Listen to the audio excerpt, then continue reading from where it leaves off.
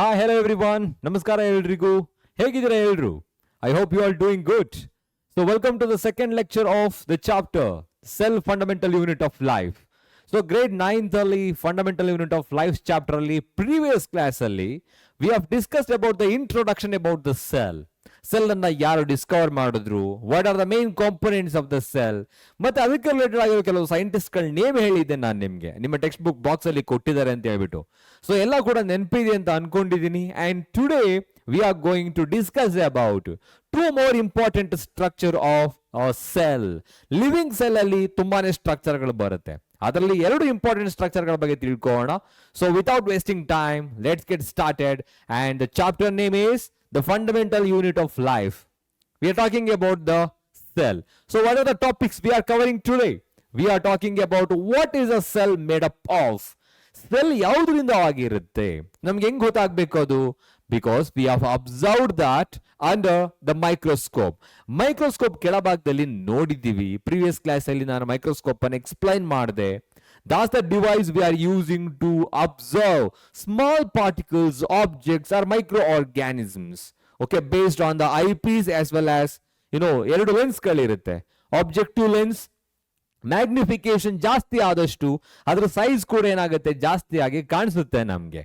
So ಹಾಗಾಗಿ internal structure ಯಾವ ತರ ಇರುತ್ತೆ ಸೆಲ್ ಅಲ್ಲಿ, ಯಾವ ಮೇನ್ ಕಾಂಪೊನೆಂಟ್ಸ್ ಗಳಿರುತ್ತೆ ಅದನ್ನ ತಿಳ್ಕೊಳ್ಳೋಣ. Plasma membrane or cell membrane. So the outermost covering layer of a plant cell or animal cell. So the plant cell ಗೆ ಬಂದಾಗ ಡಿಫರೆಂಟ್ ಆಗುತ್ತೆ, ಅದ್ರ ಬಗ್ಗೆ ತಿಳ್ಕೋಬೇಕು.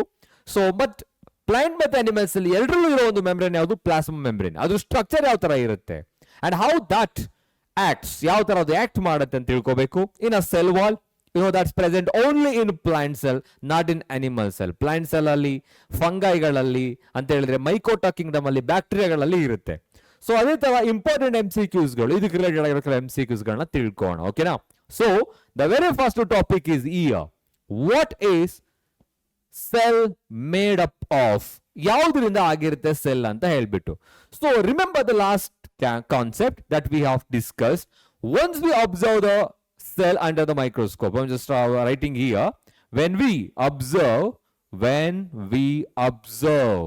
okay, ಏನನ್ನ ಅಬ್ಸರ್ವ್ ಮಾಡುದು, observe the cell under a microscope, microscope ನ ಕೆಳಭಾಗದಲ್ಲಿ ನೋಡ್ತಾ ಇದೀವಿ.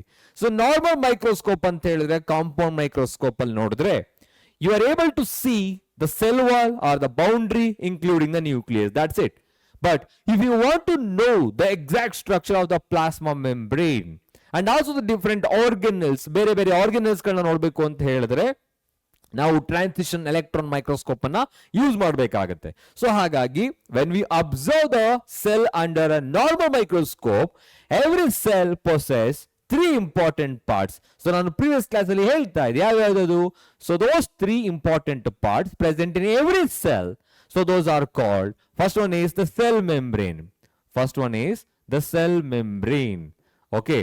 And the second one, the jelly-like fluid present within the cell membrane or the plasma membrane. So this cell membrane is present both plant as well as animal cell. ಎಲ್ಲ organisms ಗಳಲ್ಲೂ ಕೂಡ ಇರುತ್ತೆ, outermost covering layer ಆಗಿ.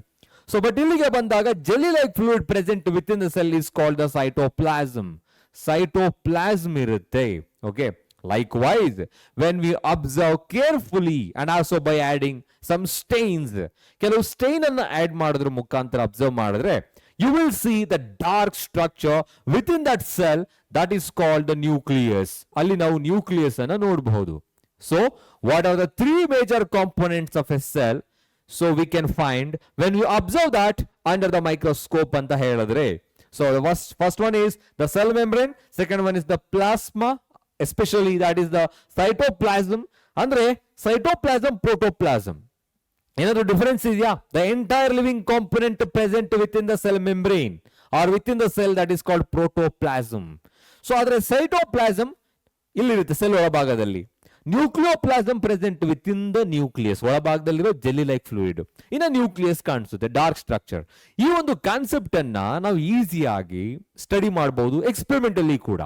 So last class ಅಲ್ಲಿ ಹೇಳಿದ ಹಾಗೇನೆ, just take one onion bulb, ಒಂದು onion bulb ಅನ್ನ ತೆಗೆದುಕೊಂಡು ಆ ಪೀಲ್ ಇರುತ್ತಲ್ಲ, so outermost covering layer ಅನ್ನ ನೀವು ಮೈಕ್ರೋಸ್ಕೋಪ್ ಕೆಳಭಾಗದಲ್ಲಿ ಅಬ್ಸರ್ವ್ ಮಾಡಿದ್ರೆ you will see the transparent compartments.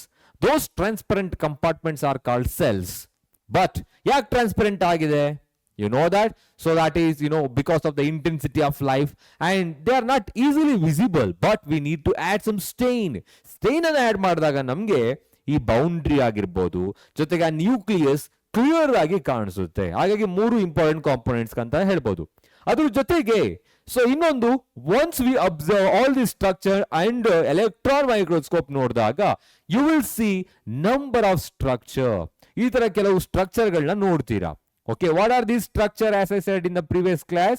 So these are called, the mitochondria, Golgi complex, endoplasmic reticulum, lysosomes, ribosomes, vacuoles, nucleolus, every organelles are present. So these tiny structures, living components present within the cell, they are called organelles. ಅವುಗಳಿಗೆ organelles ಅಂತ ಹೇಳ್ತೀವಿ. Okay. So these are the living components. They perform different functions. ಒಂದೇ function ಮಾಡಲ್ಲ. And they are keeping the cell as alive.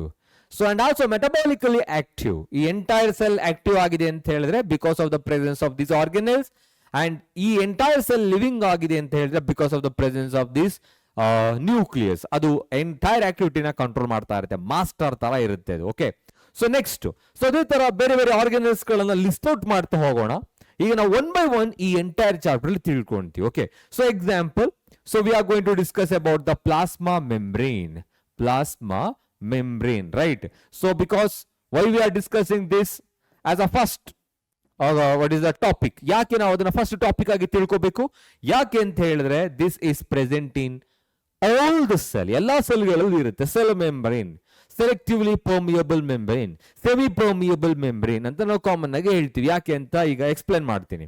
ಇನ್ನು ಉಳಿದ ಹಾಗೆ second one, they present only in few cells except animal cell, that is called cell wall. So ನೀವು cell wall ಅನ್ನ ನೋಡಬಹುದು. Okay. So ಅದೇ ತರ many organelles and also they are freely floating inside the cytoplasm. We need to talk about the cytoplasm ಬಗ್ಗೆ ತಿಳ್ಕೊಂತೀವಿ. And within the cytoplasm there are many organelles including the nucleus ಇರುತ್ತೆ. ಇನ್ನು ಉಳಿದ ಹಾಗೆ organelles ಅಂತ ಹೇಳಿದೆ ನಾನು ಇವಾಗ. Organelles, right? These organelles are the living components, tiny structures performing different functions. ಅದರಲ್ಲಿ ಯಾವುದು ಬರುತ್ತೆ? Yes, there are many. ಅದನ್ನ ನೀವು ಹೈಯರ್ ಲೆವೆಲ್ಗೆ ಹೋದಾಗ್ಲೂ ಕೂಡ ಕ್ಲಾಸ್ 11 ಅಲ್ಲಿ ಇದೇ ತರ ತಿಳ್ಕೊಂತೀರಾ. ಇಷ್ಟೇ ಕಾನ್ಸೆಪ್ಟ್ ಇರೋದು ಕೂಡ ಅಲ್ಲೂ. ಯಾವ್ಯಾವ ಇರುತ್ತೆ? Yes, we are discussing about the mitochondria. Mitochondria ಅಂತ ಹೇಳಿದ್ರೆ ಏನು? Okay, why they are having and they are carrying their own DNA. Chloroplast ಅಂತ ಹೇಳಿದ್ರೇನು? ಪ್ಲಾಸ್ಟಿಡ್ಸ್ ಅಂತ ಹೇಳಿದ್ರೇನು? They are called chloroplast or it may be the plastids ಗಳಿರುತ್ತೆ. Vacuoles ಇರುತ್ತೆ. But vacuole size ಮತ್ತೆ numbers may vary. So when compare to the plant and animal cell, ಯಾಕೆ ಅದು vary ಆಗುತ್ತೆ? So why the nucleus is pushing towards one side in plant cell, ಯಾಕೆ ಅದು push ಆಗಿರುತ್ತೆ? Okay, ಅದ್ರ ಬಗ್ಗೆ ತಿಳ್ಕೋಬೇಕು. ಸೊ ಅದ್ರ ಜೊತೆಗೆ ಲೈಸೋಸೋಮ್ ಅಂತ ಕೇಳಿರ್ಬೋದು ನೀವು. ಓಕೆ, ಲೈಸೋಸೋಮ್ಸ್ಗಳು, ribosomes, Golgi complex, endoplasmic reticulum, there are many organelles. Okay, it is just like celebrating the festival. ಅಂದ್ರೆ ಇದೊಂದು ಕಿಂಗ್ಡಮ್ ಅಂತ ಹೇಳಿದ್ರೆ ಅದಕ್ಕೊಬ್ಬ ರಾಜ ಬೇಕಲ್ವಾ? The entire kingdom is having a king, that is called the nucleus. Queen ಯಾರು ಅಂತ ಕೇಳಬೇಡಿ, ಆದ್ರೆ ಹಾಗೇನೆ ಬಟ್ ನೆನ್ಪಿಟ್ಕೊಳ್ಳಿ, ಎಲ್ಲ ಆರ್ಗನಲ್ಸ್ಗಳು they are performing different functions. ಅವರೆಲ್ಲ ಒಂದು ಮಿನಿಸ್ಟರ್ಸ್ ಇದ್ದ ಹಾಗೆ, ಓಕೆ, ಅಥವಾ ಒಂದು ಕಾಂಪೊನೆಂಟ್ ಇದ್ದ ಹಾಗೆ. ಈ ಎಂಟೈರ್ ಕಿಂಗ್ಡಮ್ಗೆ ಒಂದು ಟ್ರಾನ್ಸ್ಪೋರ್ಟ್ ಸಿಸ್ಟಮ್ ಬೇಕು ಅಂತ ಹೇಳಿದ್ರೆ that transport system is because of the presence of endoplasmic reticulum ಇರುತ್ತೆ. ಸೊ ಅದೇ ತರ ಎಂಟೈರ್ ಸಿಸ್ಟಮ್ಗೆ ಫುಡ್ ಬೇಕು ಅಂತ ಹೇಳಿದ್ರೆ, ಕೆಮಿಕಲ್ ಸಪ್ಲೈ ಬೇಕು ಅಂತ ಹೇಳಿದ್ರೆ ಗಾಲ್ಗಿ ಕಾಂಪ್ಲೆಕ್ಸ್ ಇರುತ್ತೆ. ಇನ್ನ ಎನರ್ಜಿ ಬೇಕು ಅಂತ ಹೇಳಿದ್ರೆ ಮೈಟೋಕಾಂಡ್ರಿಯಾ, ಫುಡ್ ಸಪ್ಲೈ ಮಾಡೋದಿಕ್ಕೆ ಅಥವಾ ಏನಂತ ಅವಾಗ್ಲೂ ಹೇಳಿದ ಹಾಗೆ ಫುಡ್ ಅನ್ನ ಪ್ರಿಪೇರ್ ಮಾಡ್ಲಿಕ್ಕೆ ಕ್ಲೋರೋಪ್ಲಾಸ್ಟ್ ಇರುತ್ತೆ. ಸ್ಟೋರ್ ಮಾಡೋದಿಕ್ಕೆ ವ್ಯಾಕ್ಯೂಲ್ಸ್ಗಳು, ಡೆಸ್ಟ್ರಾಯ್ ಮಾಡೋದಿಕ್ಕೆ ಅಥವಾ ಇಲ್ಲ ಅಂತ ಹೇಳಿದ್ರೆ ಅದನ್ನ ಡಿಫೆನ್ಸ್ ಮಾಡೋದಿಕ್ಕೆ ಲೈಸೋಸೋಮ್ಗಳು, ಈ ತರ ಇರುತ್ತೆ. ಸೊ ಹಾಗಾಗಿ it is nothing but the cell which we are able to observe under the microscope. So what is the cell made up of? It is made of different components of all these I have written. ಏನೇನು ಬರ್ತಿದ್ದೀನಿ ಅದು. So ಇವಾಗ one by one ತಿಳ್ಕೋಣ. The very first topic is the plasma membrane, or also known as cell membrane. ಇದನ್ನ cell membrane ಅಂತ ಹೇಳ್ಬೋದು. Okay, this is the outer most covering layer of plant and animal cell. ಆದ್ರೆ plant ಸೆಲ್ಗೆ ಬಂದಾಗ that is covered by the cell wall as well. ಅದು cell wall ಇಂದ cover ಆಗಿರುತ್ತೆ. Okay, but ಇಲ್ಲಿ ನೋಡೋಣ ಇವಾಗ ಸೆಲ್ ಮೆಂಬ್ರೇನ್ ಅಂತ ಹೇಳ್ತೀವಿ, ಪ್ಲಾಸ್ಮಾ ಮೆಂಬ್ರೇನ್ ಅಂತ.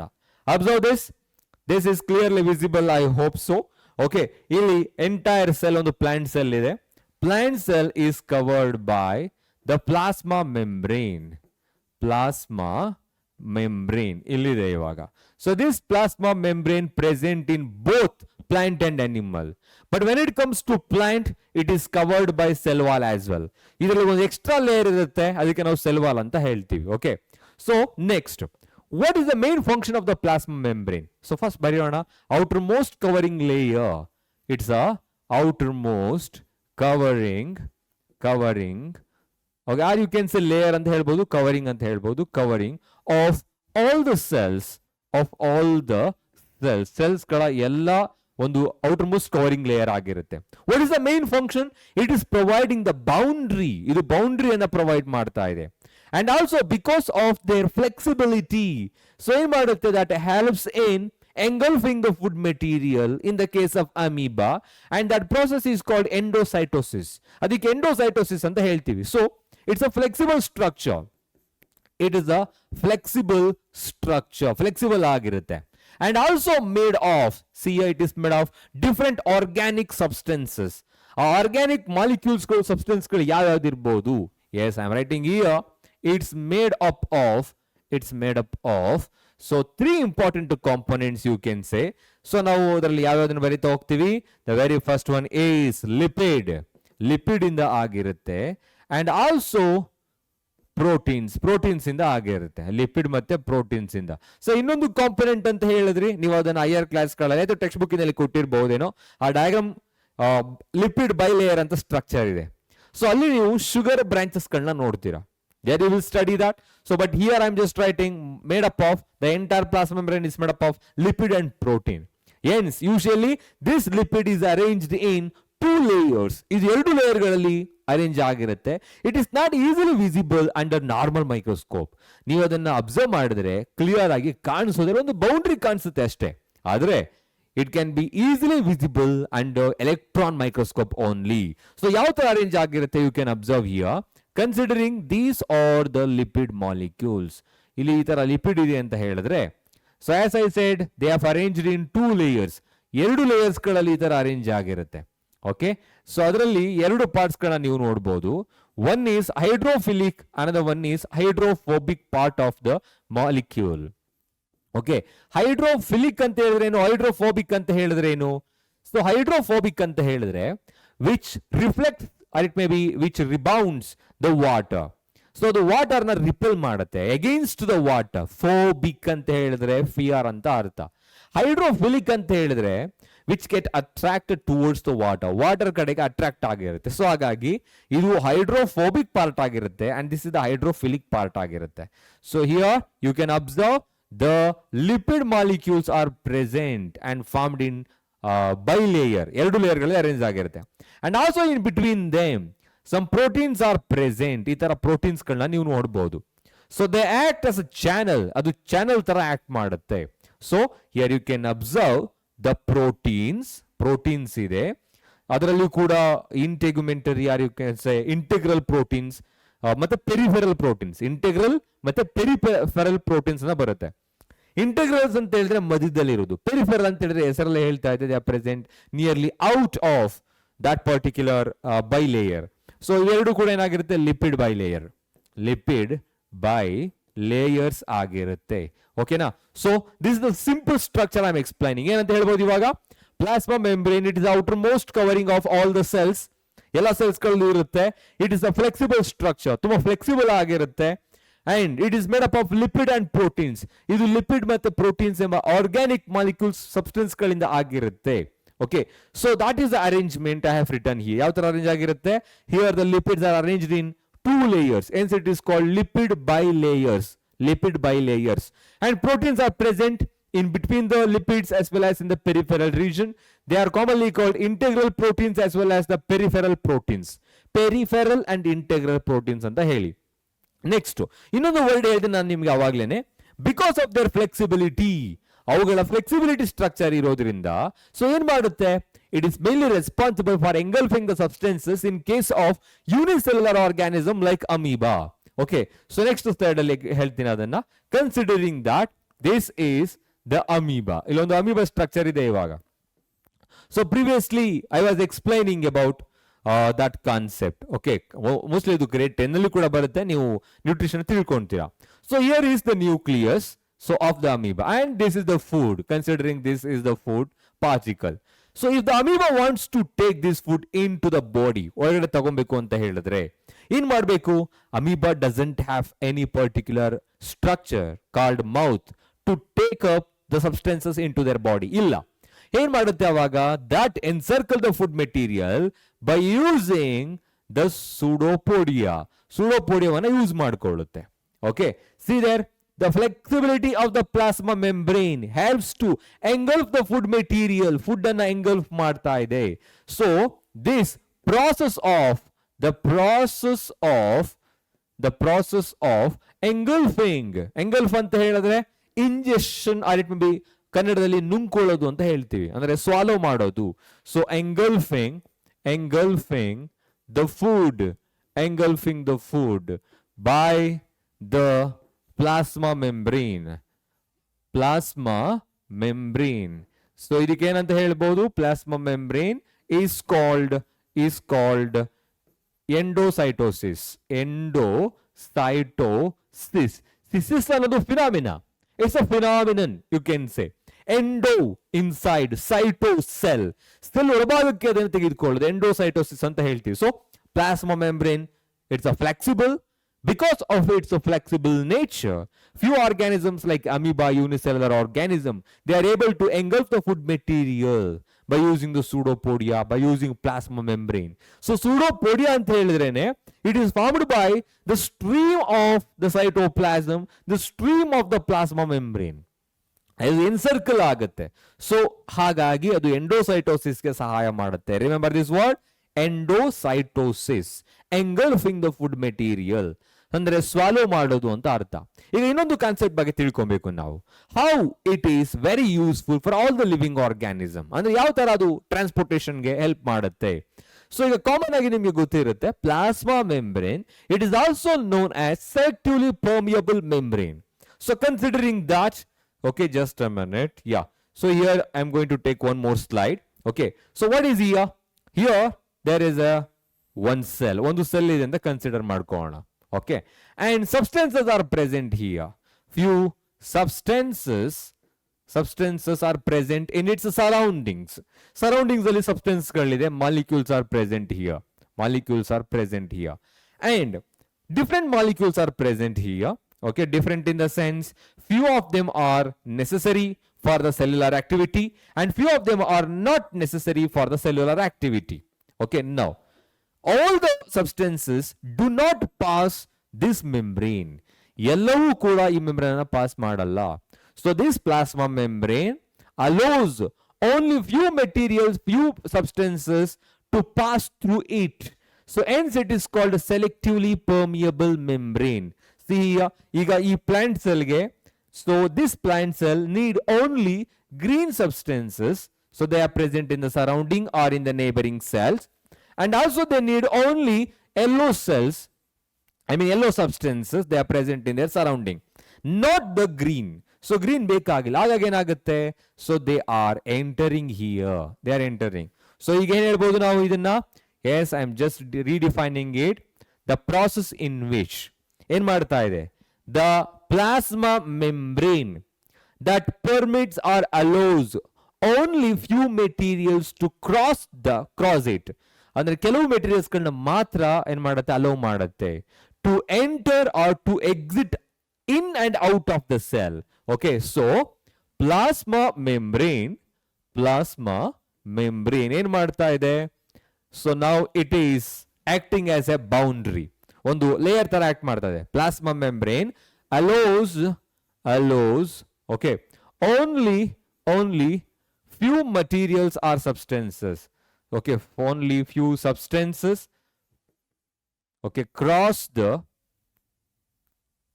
or you can say substances enter, or you can say and exit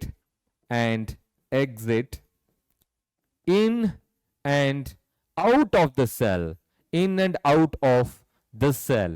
Okay, hence it is called, see ಎಲ್ಲವನ್ನ ಅಲೋ ಮಾಡ್ತಾ ಇಲ್ಲ ಇದು. ಓಕೆ, ಸೊ ಅದಕ್ಕೋಸ್ಕರ ಏನೇ ಅಂತ ಹೇಳ್ತೀವಿ ನಾವು ಇದನ್ನ selectively permeable membrane. We are writing selectively permeable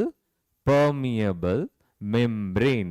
so common ಆಗಿ ಇದನ್ನ ಸೊ ಸ್ಟೇಟ್ಮೆಂಟ್ ಅನ್ನ ಕೊಟ್ಬಿಟ್ಟು ವೈ ಅಂತ ಕೇಳ್ತಾರೆ. Why the plasma membrane is commonly called selectively permeable membrane. ಯಾಕಂತ ಹೇಳ್ತೀವಿ, because plasma membrane allows only few substances to enter and exist in and out of the cell.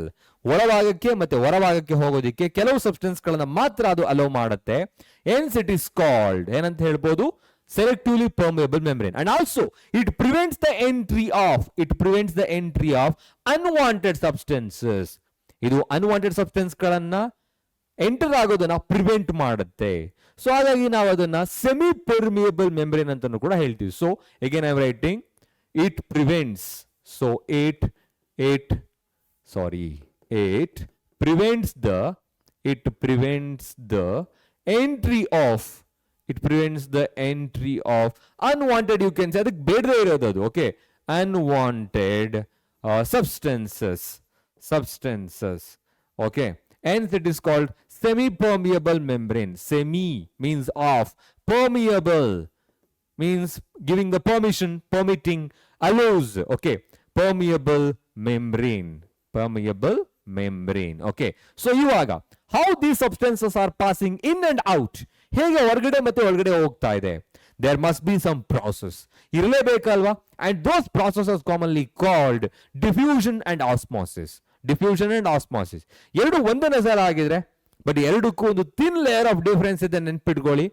ಎರಡರಲ್ಲೂ ಒಂದು ಕಾಮನ್ ಡೆಫಿನೇಷನ್ ಏನ್ ಹೇಳ್ಬೋದು ನಾವು, it's a process in which the movement of molecules from the region of higher concentration to the region of lower concentration. I am using the movement of molecules, whether it is solid, liquid or gaseous substances. ಯಾವ substance ಗಳು ಬೇಕಾದ್ರೂ ಹಾಕಬಹುದು. Okay, so any kind of molecules are moving from higher to lower, that is called diffusion. But when it comes to osmosis, here it obeys the diffusion, but it is related to liquid, fluid or water. Osmosis ಅನ್ನೋದು liquid related ಆಗಿರುತ್ತೆ, ಜೊತೆಗೆ water related ಆಗಿರುತ್ತೆ. ಇಲ್ಲಿ ನಾವು ಬರೆಯುವಾಗ the movement of molecules ಅಂತ ಹೇಳೋದ್ರ ಬದಲು the movement of water molecules from the reason of it's higher concentration. Water concentration ಎಲ್ಲಿ ಜಾಸ್ತಿ ಇರುತ್ತೋ ಅಲ್ಲಿಂದ ಲೋಯರ್ ವಾಟರ್ ಕಾನ್ಸಂಟ್ರೇಷನ್ ಕಡೆಗೆ ಏನಾಗುತ್ತೆ, ಅದು ಮೂವ್ ಆಗುತ್ತೆ. So dilute to concentrated. Okay, so lower solute particle to higher solute particle, ಅದರ ಅರ್ಥ ಆಪೋಸಿಟ್ ಆಗಿ ವೈಸ್ ವರ್ಷ ಇರುತ್ತೆ, ನಿಮ್ಗೆ ಅರ್ಥ ಆಗುತ್ತೆ. ಸೊ ಇವಾಗ ಎಕ್ಸ್ಪ್ಲೈನ್ ಮಾಡ್ತೀನಿ. So I hope you understood this concept. ಇವಾಗ ಯಾವ ಪ್ರಾಸೆಸ್ಗಳಿದೆ ಅಂತ ನಾವು ತಿಳ್ಕೋಬೇಕು. I will repeat it once again. Plasma membrane, it is the outermost cell, it is the outermost covering of the cells. Okay, whether it is a plant or animal, whatever it is. So outermost cell irutte anta artha. It's also known as cell membrane. Next, it's a flexible structure. Because of its flexibility, it is responsible for the movement and also helps to engulf the food material in case of, unicellular organism like amoeba. It is called endocytosis. Next, the plasma membrane, it is made up of lipid and proteins. Lipids are arranged in two layers and it is called lipid bilayer. So two structure irutte, hydrophilic ಮತ್ತೆ hydrophobic anta. So hydrophobic anta ಹೇಳಿದ್ರೆ which reflects the water, means which is moving away from the water. So hydrophilic anta ಹೇಳಿದ್ರೆ which loves the water. Okay, so ಆ ತರ ಇರುತ್ತೆ. So ಇನ್ನು ಉಳಿದ ಹಾಗೆ ಇಲ್ಲಿ ಒಂದು ಮೆಂಬ್ರೇನ್ ಇದೆ ನೋಡಿ. Okay, whatever I have written in the deep purplish or maybe pink color. Okay, so that is called the proteins. Proteins ಗಳು ಇರುತ್ತೆ, that acts as a channel. ಅದು ಚಾನೆಲ್ ತರ ಆಕ್ಟ್ ಮಾಡುತ್ತೆ. ಓಕೆ, ಸೊ ಏನು channels ಅಂತ ಹೇಳಿದ್ರೆ helps in transportation. Channel ತರ act ಮಾಡುತ್ತೆ. Integral as well as the peripheral proteins. So ಇನ್ನ ಎಂಡೋಸೈಟೋಸಿಸ್ ಹೇಳಿದೆ ನಾನು ನಿಮಗೆ, that occurs in the case of few unicellular organisms like amoeba. And also plasma membrane is also known as selectively permeable membrane because it allows only few substances to enter or exit in and out of the cell. See, ಇಲ್ಲಿ ಎಷ್ಟೋ substance ಗಳಿದೆ and it is taking only few substances and they are not allowing unwanted substances to enter. ಬೇಡದೇ ಇರತಕ್ಕಂಥ ವಸ್ತುಗಳನ್ನ enter ಮಾಡಲ್ಲ. ಹಾಗಾಗಿ semi permeable membrane or selectively permeable membrane ಅಂತ ಹೇಳ್ತೀವಿ. Selectively permeable membrane. Okay, so next concept ನೋಡೋಣ ಇವಾಗ, diffusion and osmosis. Okay, how that enters, ಹೇಗಾಗುತ್ತೆ. ಸೊ ಫಸ್ಟ್ ಈ ಎರಡು ಮೀನಿಂಗ್ ಅನ್ನ ತಿಳ್ಕೊಂಬೇಡ. ಸೊ ನೀವು ಪ್ರೀವಿಯಸ್ ಕ್ಲಾಸ್ ಅಲ್ಲಿ ತಿಳ್ಕೊಂಡಿರ್ಬೋದು ಈ ಕಾನ್ಸೆಪ್ಟ್ ಗಳನ್ನ. ಏನು ಡಿಫ್ಯೂಷನ್ ಅಂತ ಹೇಳಿದ್ರೆ, it's a process in which the movement of molecules from the region of higher concentration to the region of lower concentration. So diffusion ಗೆ ಹೇಳ್ತಾ ಇದ್ದೀನಿ ಇವಾಗ, it's nothing but the movement of molecules, okay, ಎಲ್ಲಿಂದ ಎಲ್ಲಿಗೆ,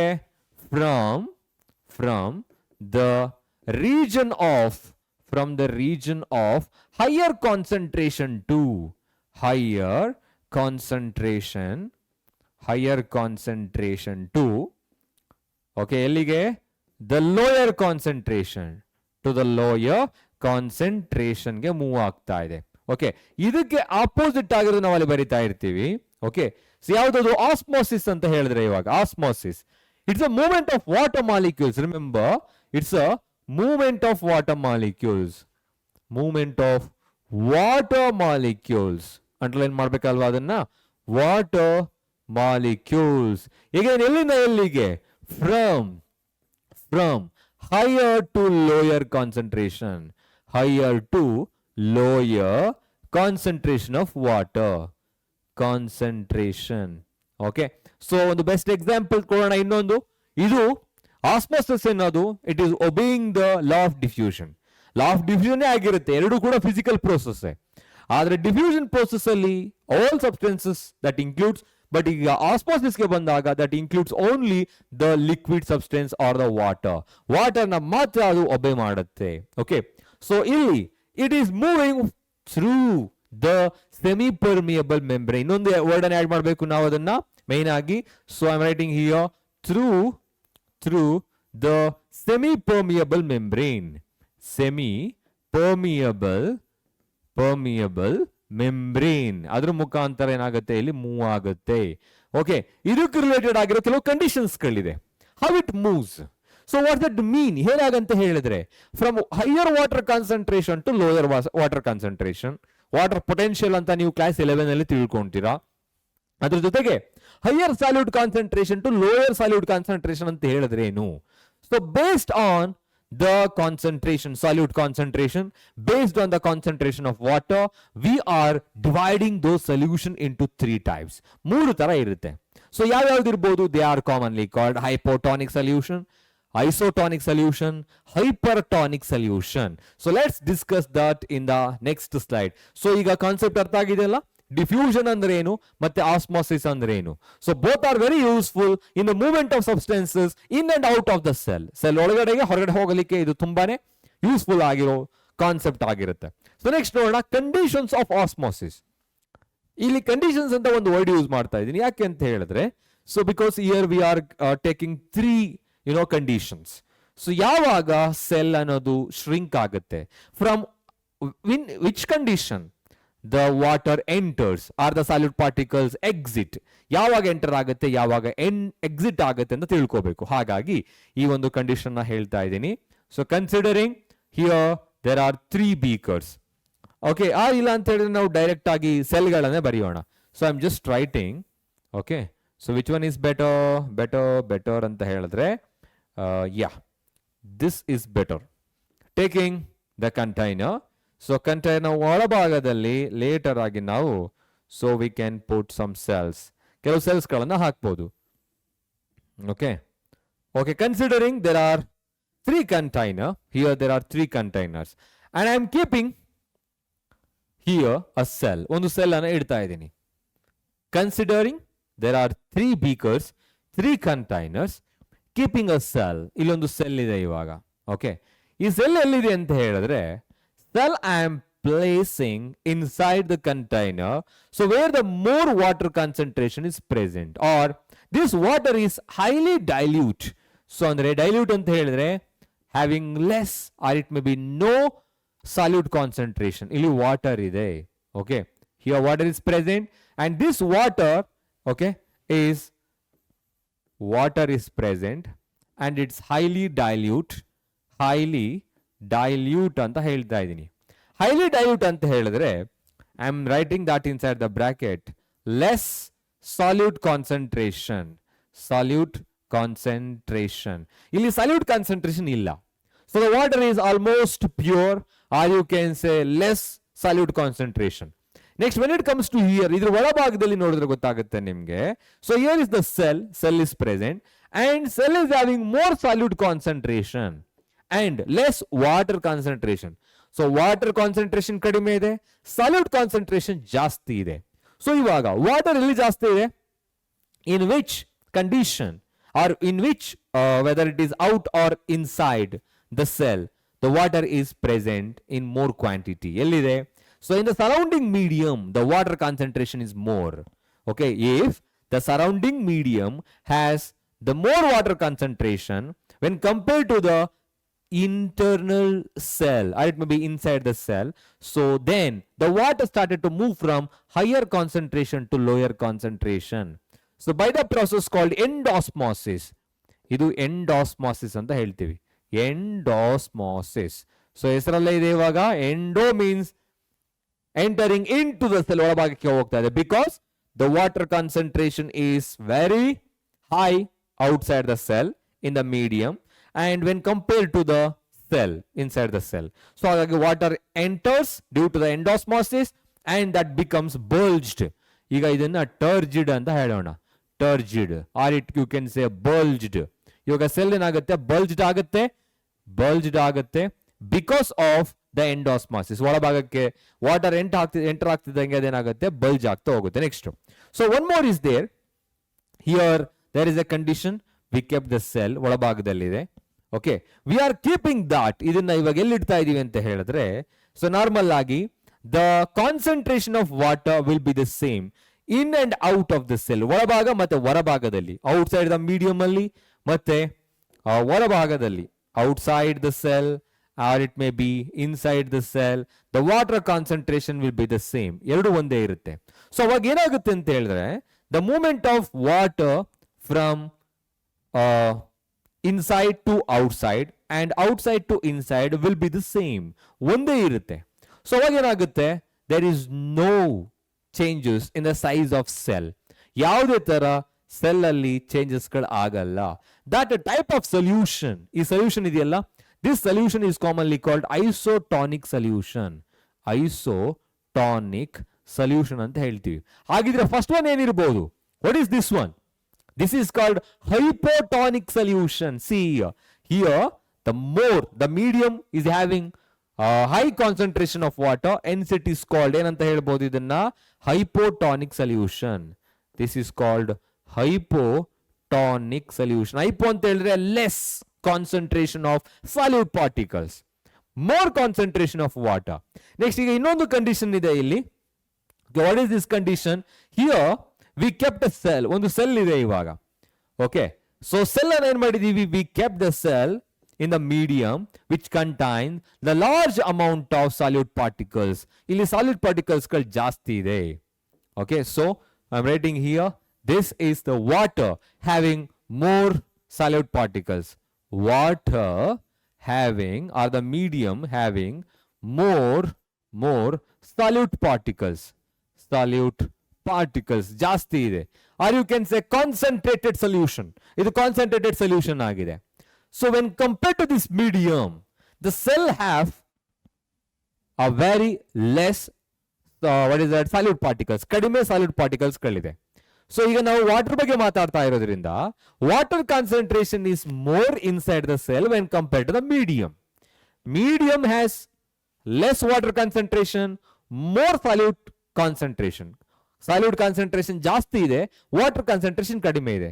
so inside the cell water concentration is more. ಇವಾಗ ಏನಾಗಬೇಕು? Water has to move from higher concentration to lower concentration. Now the water is moving from higher concentration of water into the lower concentration. So now you can observe the exosmosis will take place.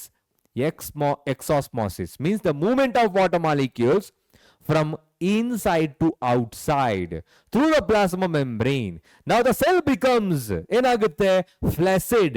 ಇವಾಗ cell ಏನಾಗುತ್ತೆ flaccid ಆಗುತ್ತೆ, or you can say shrink. ಇವಾಗ cell shrink ಆಗುತ್ತೆ. Okay, shrink ಆಗುತ್ತೆ. ಅದನ್ನು ನಾವು ಶ್ರಿಂಕಂಡ್ cell ಅಂತ ಹೇಳ್ತೀವಿ. ಅಂದರೆ ಯಾವ ಮಟ್ಟಿಗೆ ಅದು ಹೊರಭಾಗಕ್ಕೆ ವಾಟರ್ ಎಲ್ಲ ಎಕ್ಸ್ಪೋಸ್ ಆದಮೇಲೆ, ಅದು ಎಕ್ಸ್ಟ್ರೂಡ್ ಆದಮೇಲೆ ದಟ್ ಬಿಕಮ್ಸ್ ಫ್ಲಾಸಿಡ್ ಆಗುತ್ತೆ. ಸೊ ಈ ಮೂರು ಕಂಡೀಷನ್ಗಳು ಅರ್ಥ ಆಯ್ತಾ ಇವಾಗ? So this type of medium are the solution where the more concentration of solid particle is present in the medium when compared to the water. This is called, ಈ ಒಂದು condition ಗೆ ನಾವು ಏನಂತ ಹೇಳ್ಬೋದು? ಯಾವ ಸೊಲ್ಯೂಷನ್ ಇದು? This is called hypertonic solution. This is called hypertonic solution. So ಈಗ question ಕೇಳಿದ್ರೆ ನೀವು answer ಮಾಡ್ಬೋದಲ್ವಾ? So what happens if you keep a cell or any other freshwater organisms ಗಳನ್ನ, if you keep a cell inside the hypertonic solution? Hypertonic solution ಹಾಕಿದ್ರೆ ಏನಾಗುತ್ತೆ?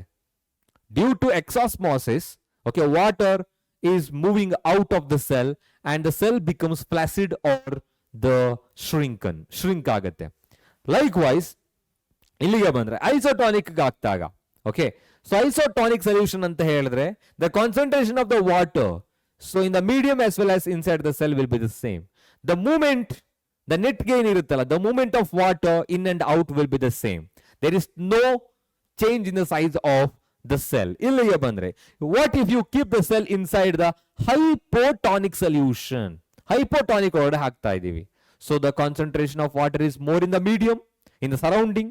So that move from higher to lower, ಒಳಭಾಗದಲ್ಲಿ concentration of water ಕಡಿಮೆ ಇರೋದ್ರಿಂದ that move into the cell.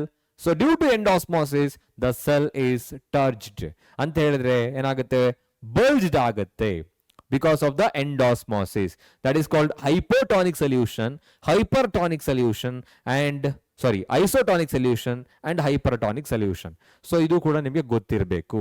Okay, ಇದೇ concept ಅಲ್ಲಿ apply ಆಗುತ್ತೆ if freshwater organisms, you know, if you are keeping the freshwater organisms into the marine ಗೆ ಬಿಟ್ರೆ, and if you are keeping the marine organisms into the aquarium, ಈ concept ಗಳನ್ನ applied question ಅಲ್ಲಿ ಕೇಳ್ತಾರೆ. What if you keep the marine organism in the freshwater aquarium? ಒಳಗಡೆ ಇಟ್ರೆ ಏನಾಗುತ್ತೆ?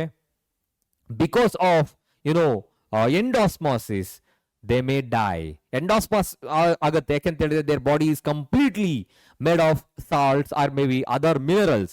ಆಗ concentration of the substances are present more inside their body. Water concentration ಕಡಿಮೆ ಇರುತ್ತೆ. ಸೊ ಆಗ ವಾಟರ್ ಏನಾಗುತ್ತೆ? ಬಾಡಿ ಒಳಗಡೆ ಎಂಟರ್ ಆಗುತ್ತೆ, ಆಗ ಸ್ವೆಲ್ ಆಗುತ್ತೆ. ಸೊ ಸೆಲ್ಸ್ ಗಳೆಲ್ಲ ಏನಾಗ್ಬೋದು? ಡೆಸ್ಟ್ರಾಯ್ ಆಗ್ಬೋದು. ಸೊ ಅದಕ್ಕೆಲ್ಲ ಕಾರಣ ಏನಂತ ಹೇಳಿದ್ರೆ ಅದು ಹೈಪರ್ಟಾನಿಕ್ ಸೊಲ್ಯೂಷನ್ ಆಗಿರೋದ್ರಿಂದ.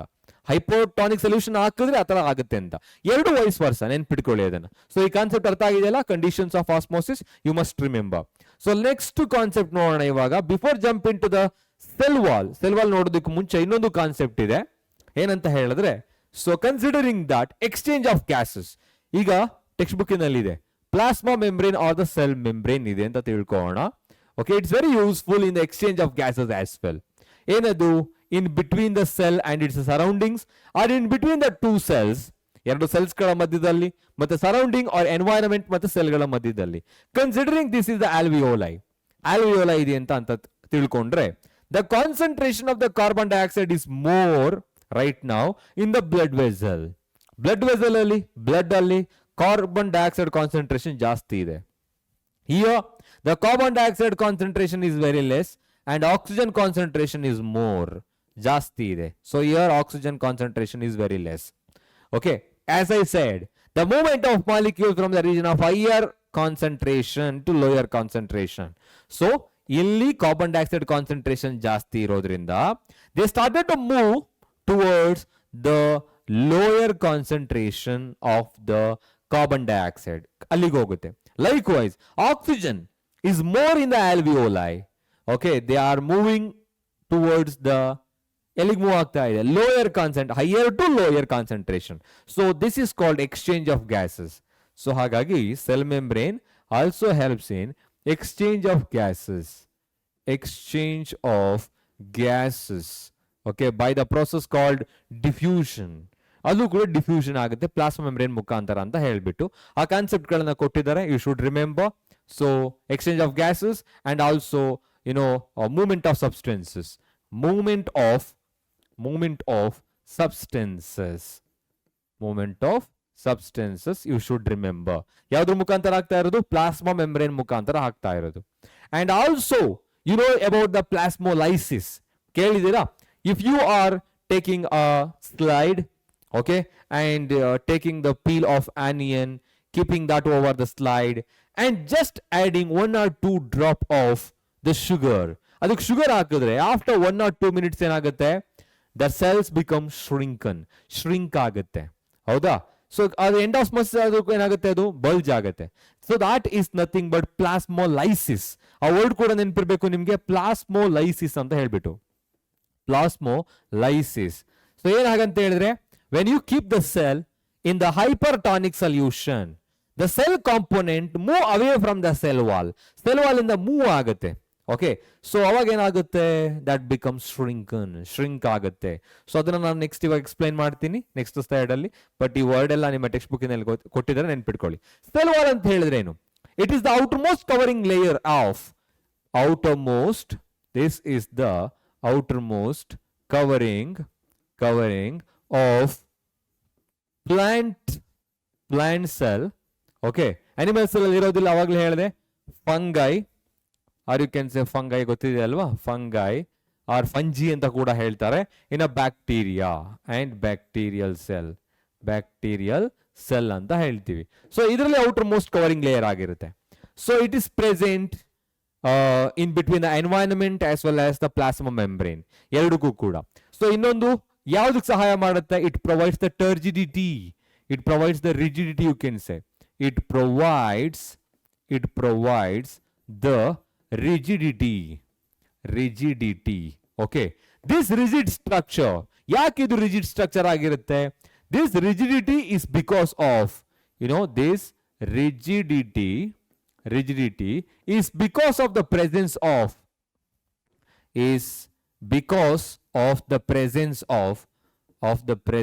of ಏನಿರಬಹುದು? substance called cellulose ಇರುತ್ತೆ. It's the rigid structure which provides the rigidity, ಅಂದ್ರೆ ಅದಕ್ಕೆ ಸ್ಟ್ರೆಂತ್ ಅನ್ನು ಪ್ರೊವೈಡ್ ಮಾಡುತ್ತೆ. So rigid structure of the cell wall is because of the presence of the organic substance called cellulose. Okay, it's a complex organic substance, ಒಂದು complex organic substance ಆಗಿರುತ್ತೆ. But cellulose it is not only present in what is that plant cell. ಈಗ ನಾವು ಬೇರೆ ಆರ್ಗ್ಯಾನಿಸಮ್ಗಳಿಗೆ ಹೋದಾಗ, ಎಲ್ಲಿ ಫಂಗೈಗೆ ಬಂದಾಗ, you can observe chitin. ಅಲ್ಲಿ chitin ಅನ್ನೋ ಸಬ್ಸ್ಟೆನ್ಸ್ ಗಳಿರುತ್ತೆ, ಅದು ಇನ್ನೂ ಕೂಡ ಹಾರ್ಡ್ ಆಗಿರುತ್ತೆ. That can prevents the spore from the other external shock, it may be any other damages, ಅದನ್ನ ಪ್ರಿವೆಂಟ್ ಮಾಡ್ತಾ ಇರುತ್ತೆ. ಇನ್ನೊಂದು ವರ್ಡ್ ಹೇಳಿದೆ ನಾನು ನಿಮ್ಗೆ, during endosmosis and exosmosis it prevents the entire cell so from the bursting. ಅದು endosmosis ಆದಾಗ burst ಆಗೋದನ್ನ ಪ್ರಿವೆಂಟ್ ಮಾಡುತ್ತೆ. ಆಸ್ ವೆಲ್ ಆಸ್ ಎಕ್ಸೋಸ್ಮೋಸಿಸ್ ಆದಾಗ್ಲೂ ಕೂಡ ಯಾವುದೇ ತರ ತೊಂದರೆ ಆಗದೆ ಇರೋ ತರ, ಲಿವಿಂಗ್ ಕಾಂಪೊನೆಂಟ್ಸ್ ಗಳು ಕಂಪ್ರೆಸ್ ಆಗದೆ ಇರೋ ತರ ನೋಡ್ಕೊಳ್ಳುತ್ತೆ. ಸೊ ಹಾಗಾಗಿ ಡ್ಯೂರಿಂಗ್ ಪ್ಲಾಸ್ಮೋಲೈಸಿಸ್, ಡ್ಯೂರಿಂಗ್ ಆ ಒಂದು ಕಾನ್ಸೆಪ್ಟ್ ಇದೆ, ನೆನ್ಪಿಡ್ಕೊಳ್ಳಿ. ಪ್ಲಾಸ್ಮೋಲೈಸಿಸ್ ಅಂತ ಹೇಳಿದ್ರೆ ಏನು? Here the protoplasm are the cytoplasm or a living component of the cell is moving away from the cell wall. Move agate itara. So considering this is the cell, so now here the cytoplasm or maybe cell components are moving away from the cell wall, or you can say ಈ ತರ ಏನಾಗ್ತದೆ, move ಆಗ್ತಾ ಇದೆ. ಇದು ಎಲ್ಲಿ ನೀವು ನೋಡಬಹುದು? ಸೆಲ್ಗಳನ್ನು ಹೈಪರ್ಟಾನಿಕ್ ಸೊಲ್ಯೂಷನ್ಗೆ ಹಾಕಿದಾಗ, ಅಥವಾ ನೀವು ಆನಿಯನ್ ಪೀಲ್ ಅನ್ನ ಅಬ್ಸರ್ವ್ ಮಾಡಿದ್ರೆ ಮೈಕ್ರೋಸ್ಕೋಪ್ ಅಲ್ಲಿ, ಫಸ್ಟ್ ಅಬ್ಸರ್ವ್ ಮಾಡಿ. ಓಕೆ, ಇದನ್ನ ನೀವು ಕ್ಲಾಸ್ 12 ಅಲ್ಲಿ ಮತ್ತೆ 11 ಅಲ್ಲಿ ಎಕ್ಸ್ಪೆರಿಮೆಂಟ್ ಕೂಡ ಮಾಡ್ತೀರಾ. So first observe the onion peel under the microscope, observe ಮಾಡಾದ್ಮೇಲೆ and again add 1 or 2 drops of sugar solution and just observe that under the microscope. ನೋಡಬಹುದು. ಸೊ ಅವಾಗ ನಿಮ್ಗೆ ಕ್ಲಿಯರ್ ಆಗಿ ಗೊತ್ತಾಗುತ್ತೆ the cell content is moving away from the cell wall, move ಆಗಿದೆ ಅಂತ. So ಅದರ ಅರ್ಥ ಶ್ರಿಂಕ್ ಆಗಿದೆ. ಜೊತೆಗೆ ಎಂಡೋಸ್ಮೋಸಿಸ್ ಆದಾಗ್ಲೂ ಕೂಡ, so once the endosmosis takes place, the cell size has been increased and it is preventing the bursting of the cell. So endosmosis ಇಂದ ಸೆಲ್ಗಳು ಬರ್ಸ್ಟ್ ಆಗದೆ ಇರೋ ತರ ನೋಡ್ಕೊಳ್ಳೋದು ಯಾವುದು ಸೆಲ್ ವಾಲ್ ಆಗಿರುತ್ತೆ. So it is the most protective layer ಆಗಿರುತ್ತೆ. So what we have discuss today, ಏನ್ ತಿಳ್ಕೊಂಡ್ರೆ ಇವಾಗ, we have discussed about the plasma membrane ಹೇಗಂತ ಇರುತ್ತೆ, ಅದು ಏನ್ ಸ್ಟ್ರಕ್ಚರ್ ಯಾವ ತರ, ಮತ್ತೆ ಎಂಡೋಸೈಟೋಸಿಸ್ ಅಂತ ಹೇಳಿದ್ರೇನು, so how that enters, why it is called semi-permeable membrane and also selectively permeable membrane, what is the main difference between diffusion and osmosis, conditions of osmosis that takes place through the plasma membrane ಯಾವ ತರ ಆಗುತ್ತೆ ಅಂತ ಹೇಳ್ಬಿಟ್ಟು, ಅದರಲ್ಲಿ hypotonic solution endosmosis will takes place, isotonic there is no net gain, ಯಾವುದೇ ತರ gain ಆಗೋದಿಲ್ಲ, I mean the size will be the same. So when you place the cell inside the hypertonic solution, exosmosis will takes place and the cells become flaccid or shrink ಆಗುತ್ತೆ. Likewise that is very helpful in the exchange of gases as well. One example ಕೊಟ್ಟೆ, higher concentration of carbon dioxide ಎಲ್ಲಿರುತ್ತೋ ಅಲ್ಲಿಂದ lower concentration ಗೆ move ಆಗುತ್ತೆ. This process is very useful in respiration as well. So next, cell wall, it provides the rigidity. This rigid structure or the strength because of the presence of the organic substance called cellulose that provides the rigid structure, complex organic substance. And during the plasmolysis, cell content move away from the cell wall. So because of exosmosis ಆದಾಗ water ಎಲ್ಲ ಹೊರಗಡೆ ಹೋದಾಗ so ಅಲ್ಲೇನಾಗುತ್ತೆ, shrink ಆಗುತ್ತೆ. Endosmosis ಆದಾಗ water enter ಆಗುತ್ತೆ, the cell become turgid. ಆ ಟರ್ಜಿಡಿಟಿಯನ್ನು ಪ್ರೊವೈಡ್ ಮಾಡೋದು ಸೊ ಕೂಡ ಸೆಲ್ ವಾಲ್. ನೆಕ್ಸ್ಟ್ ನೀವು ಹೈಯರ್ ಕ್ಲಾಸ್ ಗಳಲ್ಲಿ ಟರ್ಜಿಡಿಟಿ ಅಂದ್ರೆ ಏನು, ಟರ್ಗರ್ ಪ್ರೆಷರ್ ಅಂತ ಹೇಳಿದ್ರೇನು, ಸೊ ಮತ್ತೆ ವಾಟರ್ ಪೊಟೆನ್ಶಿಯಲ್ ಅಂದ್ರೆ ಏನು, ಸಾಲ್ಯೂಟ್ ಪೊಟೆನ್ಶಿಯಲ್, ಅದನ್ನೆಲ್ಲ ತಿಳ್ಕೊಂತೀವಿ. ಓಕೆನಾ? ಸೊ ನಾವು in related to this particular topic let's try to answer few questions. So ಕೆಲವನ್ನ ಟ್ರೈ ಮಾಡೋಣ, ನಿಮ್ಗೆ ಕೆಲವು ಕ್ವಶನ್ಸ್ ಕೊಡ್ತೀನಿ, later you can comment in the comment section. The cell wall is absent in first ನಮಗೆ where it is present ಅಂತ ಗೊತ್ತಿರಬೇಕು. Okay, ಎಲ್ಲಿದೆ? It's present in plant, fungi as well as bacteria. It is absent in animal. So ಹಾಗಾಗಿ plant cell ಅಲ್ಲಿ ಇರುತ್ತೆ, animal cell ಅಲ್ಲಿ absent ಆಗಿರುತ್ತೆ. So hence the animal cell is the right answer. Bacterial cell and fungal cell it is present. So ಇದು direct question, but indirect ಆಗಿ ಕೂಡ question ಕೇಳಬಹುದು. Instead of asking plant cell, animal cell, bacterial cell and fungal cell, they may ask like few examples. ಏನಿರ್ಬೋದು? So blue green algae, cyanobacteria, nostoc and human beings ಅಂತ ಕೊಡ್ಬೋದು. ಅಥವಾ ನಿಮಗೆ ಗೊತ್ತಿಲ್ಲದೆ ಇರೋ ಯಾವ್ದಾದ್ರು ಒಂದು ಆರ್ಗ್ಯಾನಿಸಮ್ ನೇಮ್ ಅನ್ನ ಕೊಡ್ಬೋದು, ಗಾರ್ಗೋನಿಯಾ ಅಂತ ಕೊಟ್ಬಿಡ್ಬೋದು. ಆಗ ನಮಗೆ ಯಾವ್ದು ಅನಿಮಲ್, ಯಾವ್ದು ಪ್ಲಾಂಟ್, ಯಾವ್ದು ಫಂಗಸ್, ಬ್ಯಾಕ್ಟೀರಿಯಾ ಅಂತ ಗೊತ್ತಿರಬೇಕು. ಸೊ ಹಾಗಾಗಿ you must understand cell wall is absent in animal cell.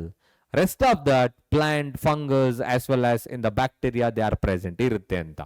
Okay, next, which of the following is a characteristic of the plasma membrane? Plasma membrane the characteristic feature ಏನಿರಬಹುದು? It is the rigid and flexible. or ಕೇಳಿರೋದು which of the following is the characteristic of the plasma membrane? It's a rigid and flexible. ನಾವು most accurate answer ಅನ್ನೇ ನೋಡೋದಕ್ಕೆ try ಮಾಡ್ತಾ ಇರಬೇಕು. It allows the passage of all substances ಅಂತ ಕೊಡ್ತಾ ಇದ್ದಾರೆ. It controls the movement of substances in and out of the cell. ಹೊರಭಾಗಕ್ಕೆ ಮತ್ತೆ ಒಳಕ್ಕೆ ಹೋಗ್ತಕ್ಕಂಥ ಸಬ್ಸ್ಟೆನ್ಸ್ ಗಳನ್ನ ಕಂಟ್ರೋಲ್ ಮಾಡುತ್ತೆ, ಮೂವ್ಮೆಂಟ್ ಆಗೋದನ್ನ ಕಂಟ್ರೋಲ್ ಮಾಡ್ತಾ ಇರುತ್ತೆ. It is absent in plant cells. Plant cell ಅಲ್ಲಿ absent ಆಗಿರುತ್ತೆ ಅಂತ, ಹೌದಾ? ಪ್ಲಾಂಟ್ ಸೆಲ್ ಅಲ್ಲಿ ಇರುತ್ತೆ. It controls the movement of substances and out of the cell is the right answer. Control ಮಾಡ್ತಾ ಇದೆ, ಮೋಸ್ಟ್ ಅಕ್ಯುರೇಟ್. ಸರಿ, ಇದಾಗಲ್ವಾ? ಫ್ಲೆಕ್ಸಿಬಲ್ ನೋಡಿ ಇಲ್ಲಿ, ಇನ್ಫ್ಲೆಕ್ಸಿಬಲ್. ಫ್ಲೆಕ್ಸಿಬಲ್ ಅಲ್ಲ, ನಾನು ಓದ್ಬೇಕಿದ್ರೆ ಫ್ಲೆಕ್ಸಿಬಲ್ ಅಂತ ಹೇಳಿದೆ, ಆದ್ರೆ ಅವ್ರು ಕೊಟ್ಟಿರೋದು ಇನ್ಫ್ಲೆಕ್ಸಿಬಲ್ ಅಂತ. ಇದು ರೈಟ್ ಆನ್ಸರ್ ಆಗಲ್ಲ. You can say rigid and flexible. It allows the passage only few material, not all. So it controls the movement of substances in and out of the cell. Correct. It is absent in plant cell. No, it is present in all the cells. Ella cells ಗಳಲ್ಲೂ ಇರುತ್ತೆ. So the right answer is option C. Plasma membrane is composed of mainly of ಯಾವುದರಿಂದ ಆಗಿರುತ್ತೆ? Proteins, nucleic acids, carbohydrates, lipids, ಯಾವುದರಿಂದ ಆಗಿರಬಹುದು? Plasma membrane is composed of mainly ಅಂತ ಕೇಳಿರೋದ್ರಿಂದ proteins are also present. Okay, ಅಲ್ಲಿ ಎರಡನ್ನೂ ಕೂಡ ಕೇಳಿರೋದ್ರಿಂದ ಯು ಕ್ಯಾನ್ ಸೇ ಲಿಪಿಡ್ಸ್. ಯಾಕೆ ಪ್ರೋಟೀನ್ಸ್ ಅಂತ ಹೇಳಿದ್ರಲ್ಲ ಸರ್? ಬಟ್ ಮೇನ್ಲಿ ತುಂಬಾನೇ ಪ್ರೋಟೀನ್ ಇರುತ್ತೆ, ಲಿಪಿಡ್ ಬೈ ಲೇಯರ್ ಅಂತ ಹೇಳಿದೆ. So here and there as a channel, so proteins are present, but both are present, but mainly ಅಂತ ಕೇಳಿದಾಗ ಅಕಸ್ಮಾತ್ ಎರಡು ಆಪ್ಷನ್ ಇದ್ದಾಗ ನೀವು ಲಿಪಿಡ್ ಅನ್ನೇ ಚೂಸ್ ಮಾಡಬೇಕು. Lipid is the right answer. Plasma membrane is selectively permeable. So which means, ಹಾಗಂತ ಹೇಳಿದ್ರೆ ಏನಿರ್ಬೋದು, plasma membrane is called selectively permeable, which means it allows all the substances to enter the cell. No, it allows only water to enter the cell. Not only water, it allows only certain substances to enter or exit the cell. Certain substances. Hence it is called selectively permeable membrane. It prevents all the substances. It is not preventing all the substances. ಎಲ್ಲವನ್ನ prevent ಮಾಡಿಬಿಟ್ರೆ then the cell doesn't get the essential nutrients or substances for the metabolic activity. So hagagi option C is the right answer. Which of the following is a function of the cell wall? Cell wall the function enirbodu. I am not reading the options right now because I am giving this for you. Iga neevu idಕ್ಕೆ answer ಮಾಡಲಿಕ್ಕೆ try ಮಾಡಿ comment section ಅಲ್ಲಿ. Read the options carefully and try to give the answer in the comment section. ಏನು question? Which of the following is a function of the cell wall? Cell wall the function ಏನಾಗಿದೆ ಅನ್ನೋದು. Okay, yes. Next, the primary component of the plant cell wall is plant cell wall. Primary component, the complex organic substance which provides the rigidity, okay, or the structure or support. ಯಾವ್ದದು? Cellulose, chitin, keratin, collagen. Plant cell ಅಂತ ಕೇಳಿರೋದ್ರಿಂದ you have to write the cellulose, not the chitin, keratin or collagen. Chitin present in fungus or you can say fungal cell irutte. Okay, so keratin, you know that it's a kind of a substance present in most of the ನಮ್ಮ nails ಗಳಲ್ಲಿ ಇರೋದು ಆ ತರ ಎಲ್ಲ ಆಗುತ್ತೆ. Collagen, the most abundant protein present in the what is that, biosphere, sorry animal world. ಬಯೋಸ್ಫಿಯರ್ಗೆ ಬಂದಾಗ rubisco ಅಂತ ಬರುತ್ತೆ, ರೈಬಿಲೋಸ್, ಬೈಫಾಸ್ಫೇಟ್, ಕಾರ್ಬಾಕ್ಸಿನೇಸ್, ಆಕ್ಸಿಜಿನೇಸ್ ಅಂತ ಹೇಳ್ಬಿಟ್ಟು. ಬಟ್ ಇಲ್ಲಿ ಕೊಲಾಜನ್ ಅಂತ ಹೇಳಿದ್ರೆ ಅನಿಮಲ್ ವರ್ಲ್ಡ್ ಅಲ್ಲಿ ತುಂಬಾನೇ ಮೋಸ್ಟ್ ಅಬೌಂಡೆಂಟ್ ಆಗಿರೋ ಪ್ರೋಟೀನ್ ಅದು. So the right answer is option A, cellulose. Okay, ಆ ಒಂದು ಕ್ವೆಶ್ಚನ್ ಅನ್ನ ನೀವು ಆನ್ಸರ್ ಮಾಡ್ತೀರಾ ಅಂತ ಅನ್ಕೊಂಡಿದ್ದೀನಿ. And I hope you understood the today's topic. Very simple, plasma membrane and its structure and function. Conditions: hypotonic, isotonic and hypertonic solution. Turgidity and also flaccidity, shrink agutte. Cell wall, the structure, cellulose and plasmolysis. That's it. So next class ಅಲ್ಲಿ ಇನ್ನ ಕೆಲವು components ಗಳಿದೆ cell, ಅದ್ರ ಬಗ್ಗೆ ತಿಳ್ಕೊಬೇಕು, ಹೌದಲ್ವಾ? Cytoplasm, nucleus and other organelles, membranous and also non-membranous and also double membrane bounded organelles. ಎಲ್ಲರ ಬಗ್ಗೆ ತಿಳ್ಕೊಳ್ಳೋಣ. So till then, take care, have a nice day everyone.